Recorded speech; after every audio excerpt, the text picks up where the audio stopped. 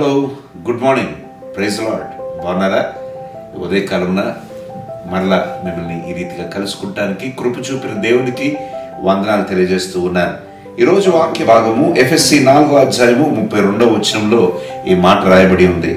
ఒకని ఎడల ఒకడు దయ కలిగి కరుణా హృదయులై క్రీస్తునందు దేవుడు మిమ్ములను క్షమించిన ప్రకారము మీరును ఒకరినొకరు క్షమించుడి.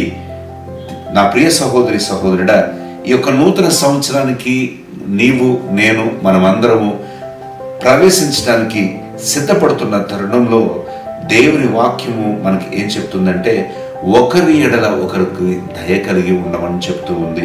క్రీస్తునందు దేవుడు మిమ్ములను క్షమించిన ప్రకారము మీరును ఒకరినొకరు క్షమించుడి. చూసారా, దేవుని యొక్క క్షమాపణ నీకు రావాలి అనంటే, నీకు కావాలి అనంటే, మొదట నువ్వు ఎవరిని క్షమించలేకపోతున్నావో వారిని క్షమించు. వారిని క్షమించగలిగితే దేవుడు నిన్ను క్షమిస్తాడు. పరలోక ప్రార్థన జ్ఞాపకం ఉంది కదా, మా రుణస్థులను మేము క్షమించిన ప్రకారము మమ్మలను క్షమించుము అని ప్రార్థన చేస్తున్నాము. అంటే ఏంటి?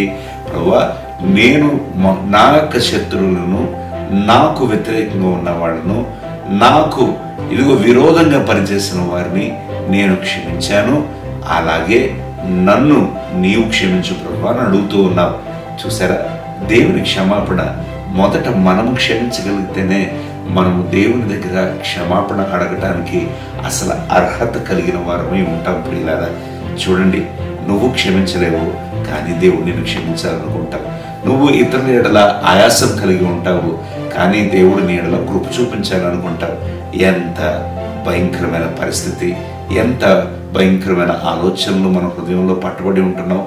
ఈ నూతన సంవత్సరంలో నువ్వు ప్రవేశించడానికి ముందు ఈ యొక్క సంవత్సరపు ఆఖరి దినాల్లో ఈ సమయాన్ని దేవుని సన్నిధిలో గడిపి, ప్రభువా, నేను ఎవరినన్నా క్షమించలేకపోతే వారిని నేను క్షమిస్తున్నాను, నువ్వు నన్ను క్షమించావు.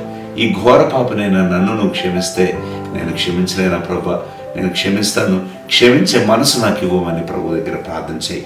ప్రభు ఖచ్చితంగా సహాయం చేస్తారు. ప్రభు నీకు కృప చూపిస్తారు.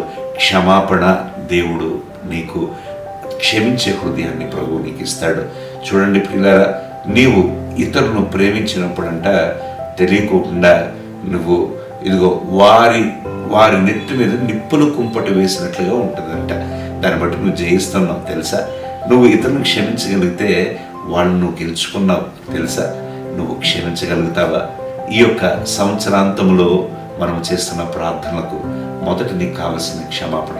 నువ్వు ఎవరినైనా క్షమించలేని వారుగా ఎవరన్నా నీకు ఉన్నట్లయితే, నీకు ఆయాసకరమైన వాళ్ళు ఎవరన్నా ఉన్నట్లయితే, వాళ్ళదే తప్పు, వాళ్ళే నిన్ను ఇబ్బంది పెట్టారు. అయినప్పటికీ నీవు దేవుని పాదాల దగ్గర గడిపి, ప్రభువా, నేను వాళ్ళని క్షమిస్తున్నాను అని ప్రభు దగ్గర అడిగి, నీవే ఫోన్ తీసుకొని మాట్లాడే సమయాన వాళ్ళని క్షమాపణ కోరు, వాళ్ళతో సమాధానపడు. ఎంత సంతోషంతో నువ్వు నూతన సంవత్సరంలో ప్రవేశిస్తావు. నా ప్రియ సహోదరి సహోదరుడా, దేవుడు అట్టి కృపను మనకు ఇచ్చునుగాక. ప్రార్థన చేసుకుందాం. మహాపరిశుద్ధుడా, కృప కలిగిన దేవా, దయగల తండ్రి, జీవాధిపతిని పాదాలను వందనాలు.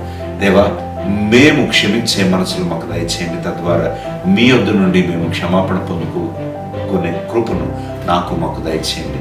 నీ బిడ్డలందరూ దేవా తండ్రి, నూతన సంవత్సరం కొరకు సిద్ధపడుతూ సంవత్సరంలో ఈ ఆఖరి దినముల్లో మేము గడుపుతూ ఉండగా, దేవా, మీ యొక్క కనికరము, మీ కృప మా ఎడల విస్తరింపచేసి మీ సన్నిధి తోడుగా ఉంచి కనికరం చూపించమని యేసు నామమున అడిగి ప్రార్థిస్తున్నాము తండ్రి, ఆమేన్.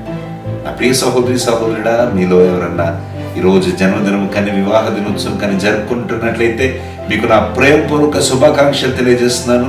రేపటి దినమున మరలా మనం కలుసుకుందాం. అంతవరకు దేవుని యొక్క కృపలో మీరు వర్ధిల్లండి. God bless you. Praise lord.